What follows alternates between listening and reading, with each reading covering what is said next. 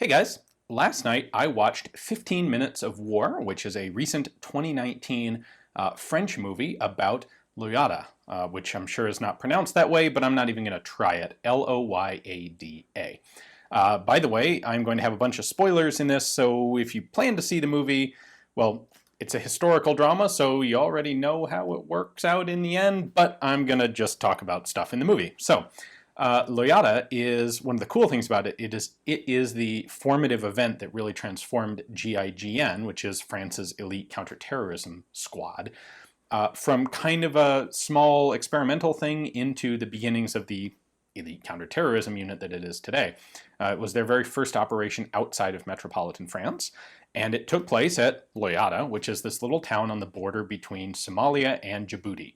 And it took place February 3rd and 4th, 1976. So basically what happened was a bunch of Djibouti independence separatists hijacked a school bus full of 31 French school children and tried to drive it into Somalia. They ended up with the bus stopped halfway between Djibouti and Somalia, and a standoff ensued. There was a Somali military post on one side of the border.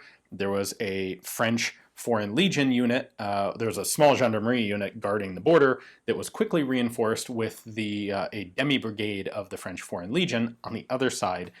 And in addition to that, 6 members of GIGN flew down from France to attempt a hostage rescue. And it was a pretty ambitious one, and it is really cool because it is one of the places where the FRF-1, let's see if I can actually get that. There we go.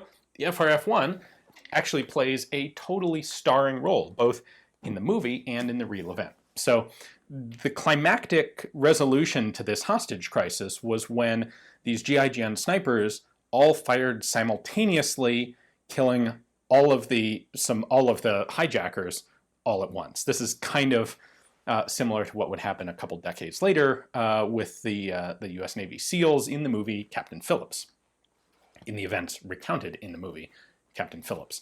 So I was looking forward to it. I'm like, it's a really interesting incident. It's going to be a movie starring the FRF-1. What could be cooler than that? And unfortunately, I came away a bit disappointed in it for a couple reasons.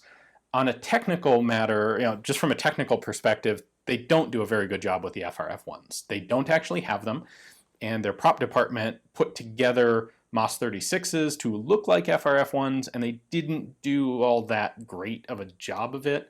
You can see a screenshot there of what they have in the movie. That was a little disappointing. Some of the technical bits, like the magazine and the bolt handle, I can get over, but it was really awkward looking at those scopes. Basically like half the movie shows you, guys behind scoped rifles, and those scopes are just so awkwardly badly set up. Again, compared to what they should be, which is this really nice integral low mount on the rifle. So that was a bit of a bummer and distraction to me. The other problem I had, unfortunately, is like the script was written to totally highlight GIGN at the expense of the Foreign Legion. I guess I won't divulge exactly what they have, but the reality is the two forces cooperated substantially, and they both played integral parts. And as best I can tell, the real operation did not go down the way the movie portrays it, with the exception of that really cool and famous and iconic simultaneous shot by all the GIGN snipers. There was no CIA guy there, as far as I know. The school children weren't Americans. The school children were actually French Foreign Legionnaire children. Like, it was a military bus from a military base in Djibouti City that was hijacked. So there's a lot of, they say the movie was inspired by true events, which that's very true. I kind of wish they had done less inspiration and more actual recounting.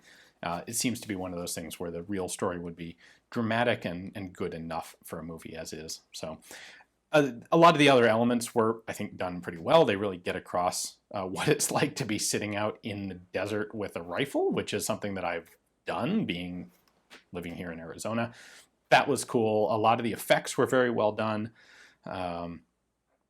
just the story and the props department with those FRF1s are the two things that kind of made it a bit of a bummer for me. Anyway, you're not going to find probably any other movies that star anything even similar to an FRF1. So I wouldn't say don't see it if you have the opportunity to watch it. It's a fun movie, but don't expect too much from it, and then you won't be let down. Anyway, there is your Apocrypha special movie review for those of you who support me on Patreon. Thanks. Hopefully you guys enjoy the movie more than I did.